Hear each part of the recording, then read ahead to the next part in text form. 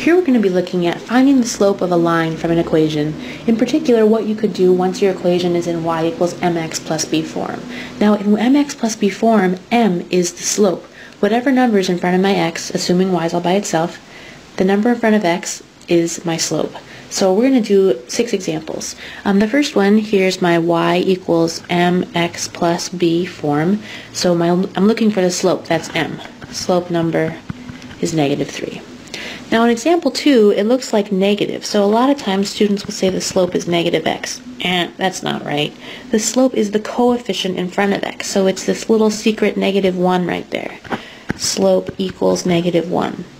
How about example 3? This one students mess up a lot. They'll put slope 0, but there's not a 0 in front of x. The coefficient in front of x, my m value, again now is +1. Those are big ones. These show up a lot, numbers 2 and 3. Okay, let's look at number 4. X over 3. What's the slope? What the heck is that? Well, that could be written another way. That's the same thing as 1/3 x plus 1. And now you can see the slope. So 1/3 x is the same thing as x over 3, just written in a different way. So that's something you're going to see as well, notationally. Okay, example 5, y equals 3. I'm going to rewrite it like this. Y equals 0x plus 3, because there's 0 x's in my equation.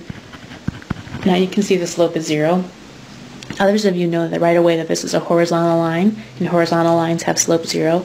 Contrast that with x equals 2. There's no y going on in here at all. So the slope in this case is called undefined, or no slope, because slope, of course, is change in y over change in x. And if my change of x is nothing, because x is constant, I'd be doing something divided by 0, and that's bad news. So if your equation is in y equals mx plus b form, your slope number is m. It's the coefficient in front of x.